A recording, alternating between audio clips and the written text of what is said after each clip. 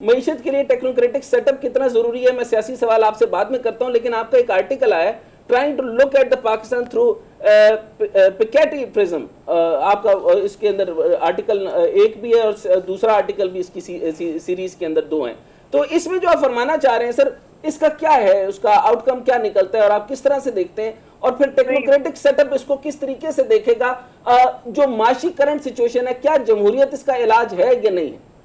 नहीं, देखिए, जो मेरा आर्टिकल है उसमें मैंने ये लिखा है कि उसमें मैंने 22 चीजें ऐसी दी हैं जिसको पाकिस्तान पिछले जब से बना है वो गलत कर रहा है। तो अब वो गलत को सही करना कोई भी कर ले। अब सवाल ये है कि हम तो उसी चीजों को, गलती को सही नहीं कर पा रहे ना। तो डेमोक्रेसी हो या टेक्नोक्रेट हो या जो भी हो, अगर वो चीजें सही नहीं होती तो नहीं होती। तो आसानी से साथ अगर सर 22 बातें तो मेरे ख्याल में पूरे एलेबोरेट नहीं कर सकेंगे, अगर इसे प्रिसाइसली मुझे समझाने के लिए जरा आसान अंदाज में मुझे फरमाइएगा। देखिए, मैं आपको एक बिल्कुल आसान अंदाज में समझा देता हूँ कि पाकिस्तान की आबादी पिछले 20 साल में 50% बढ़ गई है। Right sir. तो अगर जिस कंट्री की आबादी 50% बढ़ जाए वो तो उसकी इकोनॉमी कभी सही हो ही नहीं सकती। एग्जैक्टली। तो आप इकोनॉमी की बात क्यों कर रहे हैं? पहले आबादी की बात करें ना। मेरा मकसद ये कि पाकिस्तान तो 20 साल में तबाह हो गया है ना। तो पहले तो हम ये एक्सेप्ट करेंगे हमने 20 साल में मुल्क को तबाह किया है। बिल्कुल ठीक हो गया। फिर तबाह करने के बाद फिर ये देखेंगे सही कैसे करना है। आपने आबादी को पिछले 20 साल के अंदर 16 करोड़ से 25 करोड़ कर दिया, जो कि हाईएस्ट इन द वर्ल्ड है। एग्जैक्टली। जब आपकी आबादी हाईएस्ट इन द वर्ल्ड होगी, फिर आपकी इकोनॉमी कैसे चल सकती है? बिल्कुल ठीक तो है। हम तो बेकार की बातें कर रहे हैं ना बेसिकली। सर, आपके नाम से मंसूब एक बयान पड़ा हुआ है, उसमें लिखा था कि डिफॉल्ट होने से कोई खास फर्क नहीं पड़ेगा, डिफॉल्ट के बाद भी कई ममालिक ने तरक्की की है। तो आपको लगता है कि इसहाक डार की क़यादत में और हम जो जिस तरह के मुआशी पॉलिसीज़ हैं, हम लोग अगर डिफॉल्ट करते हैं तो उसके बाद हम लोग दोबारा पे अपने पाँव पर खड़ी हो जाएगी हमारी मईशत? देखिए, दुनिया में बहुत सारी कंट्रीज हैं जो डिफॉल्ट के थ्रू गुजर के गई हैं, और अगर ये इनएविटेबल है तो होगा। तो अब अगर आज के पाकिस्तान के जो माशी हालात हैं, जो परेशानियां हैं, जो आगे लोगों को नजर आ रहा है, तो उस पर यही होगा ना कि कुछ पाबंदियां ज़्यादा सख्त हो जाएंगी, मगर उससे जो फायदा होगा वो ये होगा कि हमने अभी तक तो अपने लिए तो कुछ भी नहीं किया ना। हम तो सिर्फ ये इंतजार कर रहे हैं कि चाइनीज का लोन हो जाए, सऊदी से और लोन मिल जाए या ये हो जाए। हमने अपने तौर पे क्या किया है? कोई ऐसा पाकिस्तान तो खत्म नहीं उठाया ना। तो अगर डिफॉल्ट होने के बाद पाकिस्तानी कौम अपनी चीजों को सही करने के लिए तैयार होती है और वो शायद इस चीज को रियलाइज करते हैं, तो शायद वो चीज पाकिस्तान के लिए इतनी नुकसानदेह नहीं हो जितना हम समझ रहे हैं।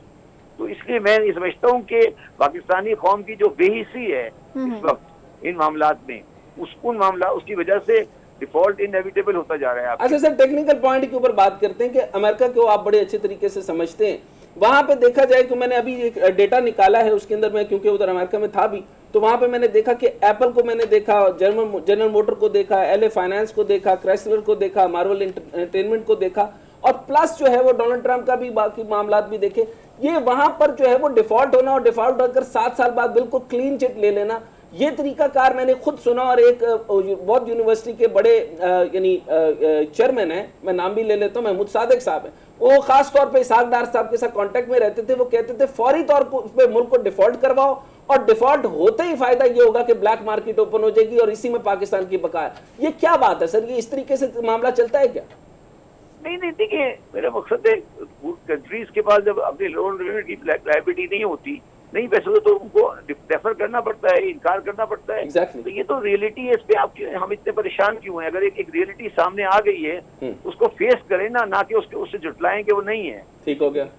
लेकिन इसमें मुझे ये बताएं कि जब आपके पास डिफॉल्ट आ जाएगा सर, उसके ऊपर से हमने बैक भी तो होना है। फॉर एग्जांपल, हम एक दफा डिफॉल्ट हो गए, अब उसके ऊपर से अपनी इकोनॉमी को वापस कैसे लेकर आना है, स्टेट गवर्नमेंट कैसे आना है, हमारा एक्सपोर्ट बेस कैसे बनेगा, ये तरीका कार बताइए। तो आज इकोनॉमी जब आप इंटरेस्ट रेट को 20% ले गए, वापस कैसे लेके जाएंगे? आज भी इकोनॉमी कौन सी अच्छी है? लेकिन सर ये जो 20% पे सर, ये जो 20% पे ये गया है, इंटरेस्ट रेट बढ़ गया है, सूद के ऊपर जो मामला बढ़ता है, इससे ब्लैक इकोनॉमी बढ़ जाती है, और वो आप देख रहे हैं कि ब्लैक इकोनॉमी बढ़ गई है। तो मैं ये कह रहा हूँ, आज भी तो जो हालात है वो डिफॉल्ट वाले ही है ना। अच्छाई कौन सी है?